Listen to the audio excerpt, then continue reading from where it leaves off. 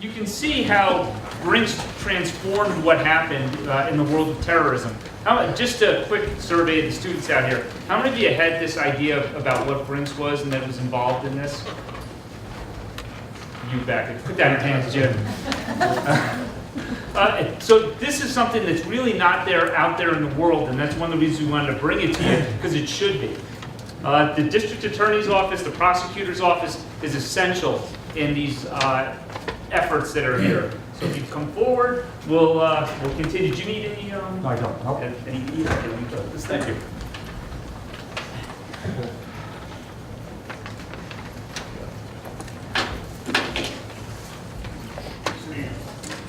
Okay.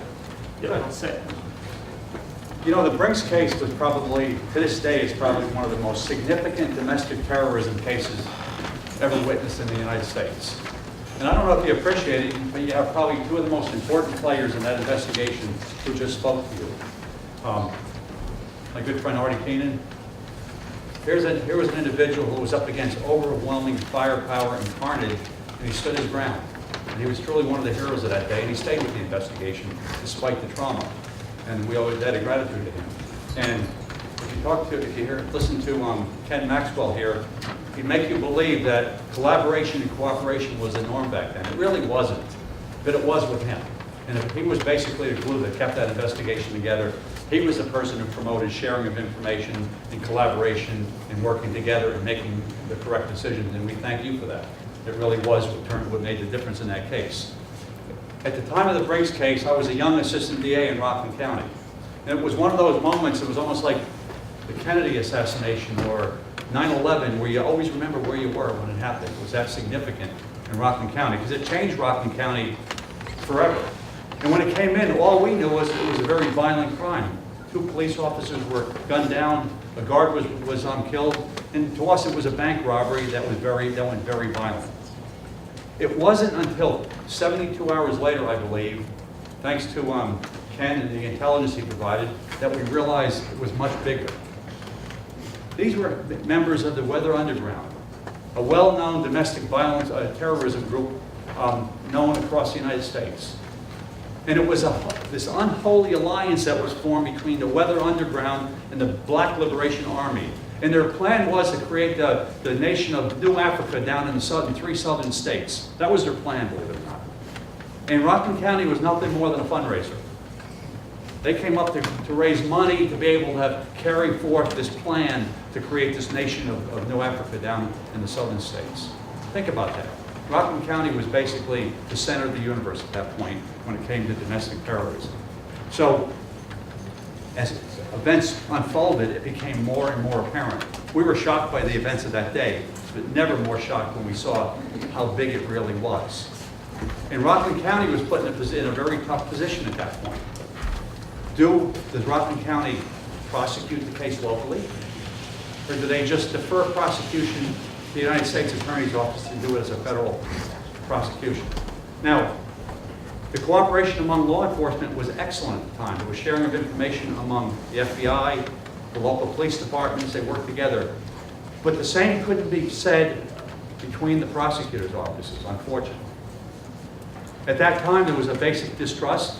There was a lack of sharing of information. And so when Rockland County was trying to decide, well, what's the federal government going to do? We know we're looking at a RICO case. We know it's much bigger than Rockland County, and it was much bigger than Rockland County, but we didn't know how big. We didn't know what was going to be involved. And the DA at the time had to make a decision. Do I have an ethical duty to prosecute these individuals who killed officers in our county, or can I turn it over to the federal government? Are they going to be as effective or more effective? And there were important considerations. Cost was another consideration. What was it going to cost Rockland County? And we knew that if we took the case, it was going to be a real possibility. It wasn't going to stay in Rockland County, that Rockland County was going to have to pay to send it somewhere else. But the decision was made. It was made that regardless of what the federal prosecutors do, Rockland County was going to prosecute the murder cases here in Rockland County, and that's what we did. But a lot of people don't realize what the price was that we paid at the time in other ways.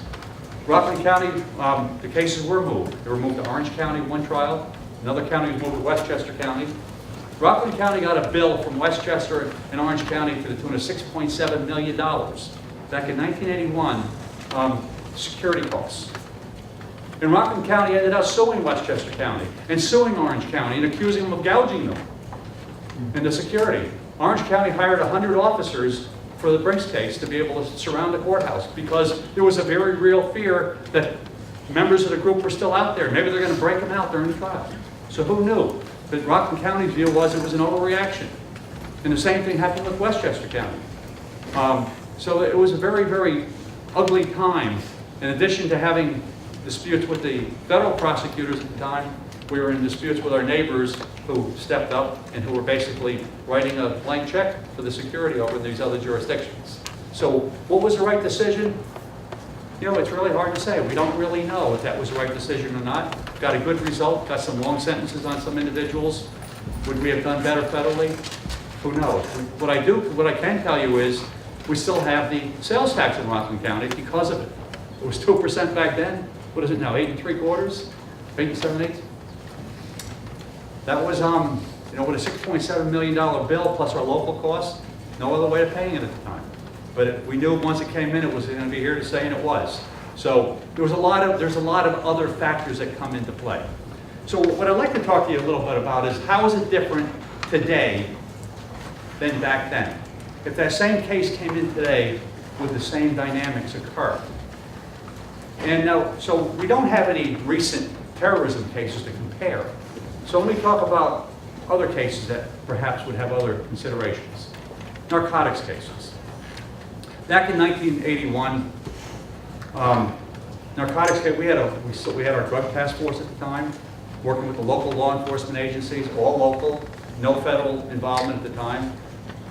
And when a case would come in and say there was a typical undercover buy and a case was made, often the target, the person arrested, would explore, would cooperate in order to get a better deal, all right? Knowing that they were looking at substantial prison time. And so they would offer to introduce law enforcement to their dealer, the person who sold the drugs to them in the first place, the bigger player. So you try to move up the line. And you know what the reaction was back then? If the information was not going to lead to another arrest in Rockland County, we're not interested. Oftentimes we'd be told, yeah, my dealer is right in the Bronx, it's right in Manhattan. Once you heard it wasn't going to result in a local case, there was no interest. It was so parochial, so local, there was no consideration as to the bigger fish at the time. We were looking at statistics, there was a lot of other factors, and it wasn't just Rockland, all the offices were doing it. And unfortunately, many of the time, the intelligence they picked up wasn't even shared with the agencies to let them know that a person in your jurisdiction has been fingered. Today, let's look at what would happen today. 3 weeks ago, the United States Attorney for the Southern District came to Rockland County and we had a joint press conference to announce 29 arrests. This was a 1-year investigation involving wiretaps, physical surveillance, search warrants, one out of the DA's office here in Rockland. We had great partners in the DEA who resided with us. We did the warrants. They paid a lot of the bills. They provided intelligence to us. And it was a joint investigation the entire way. There was never an issue as to who was going to prosecute what. In the end, the federal government took 17 indictments, Rockland County took 12, but there was never an issue. It was a partnership from the beginning to the end. And we do the same thing today with organized crime cases, with white-collar cases. We have, in addition to the DEA, the FBI works out of our offices, Homeland Security works out of our offices, the United States Attorney, we meet with on a regular basis doing cases jointly. That territorialism is gone, okay? So you have a different approach today. And it took a long time to evolve and to build that level of trust over the last 30-some years since the Brinks case. But it is a different world today. So I am confident that if the same case came in today, we'd be in possession of so much more information to make better decisions. Was it the wrong decision back then? I don't know. We got a good result in many respects, but I think we would have had a much more informed decision at the time. You know, the other factor that comes into play is with intelligence, and I know Ken mentioned it. What intelligence was available back then compared to today? Do you know that intelligence experts have concluded that 9/11 was preventable? there was enough information available that had law enforcement had it as processed information, it could have prevented 9/11. It was almost like walking into an airport hangar with 10 million boxes and said, go through it, your answer's in here somewhere. There was no way. Technology wasn't there, the initiative wasn't there to really pull the intelligence. And in the aftermath of 9/11, with the Patriot Act, the new technology, you now took all of this raw data out there and you processed into actionable intelligence, stuff that you could really work with today. And it makes the difference. You know what I've often thought about is, since 9/11, we haven't had an act of domestic terror, we haven't had an act of terrorism on our soil here. Is that by accident? Do you think it's from a lack of trying? No. We know, as a matter of fact, that our federal agencies have foiled numerous attempted acts of terrorism on our soils here. But because of the level of intel available today and the collaboration among the agencies, they've been able to foil them. You know, back in 1981, we didn't have jihad, and we didn't have these suicide bombers looking at any which way to take out innocent civilians. That's a new concept. Imagine if that all started 30 years ago.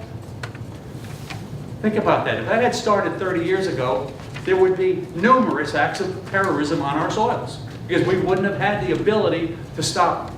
Are we going to be able to stop them all? Probably not. But you know what's interesting, and Ken talked about with the concept of what they call going dark. We're losing ground.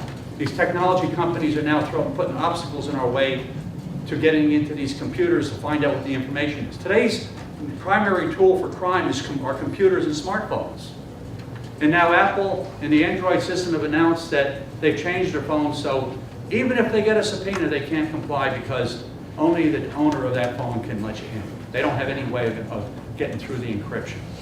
So we're losing ground. Post 9/11, new laws came into effect that allowed this intelligence gathering that made us safe. But as we get further and further away from 9/11, and people feel more and more safe, you're seeing more and more obstacles coming in the way again on privacy issues. We all agree on privacy, but we have to balance off our public safety here. And right now, we're losing ground. And we're very fearful that we're going to start losing ground, and we're not going to have the ability to interdict and to predict some of these terrorism acts that are certainly going to face us in the future. So we've made some great progress. The country is definitely a lot safer. Thank God it happened the way it did. You know what? But for 9/11, we have built the robust intel system we have right now to protect us against further ones. Who knows? But we certainly have come a long way, and you should feel good about that. Thank you.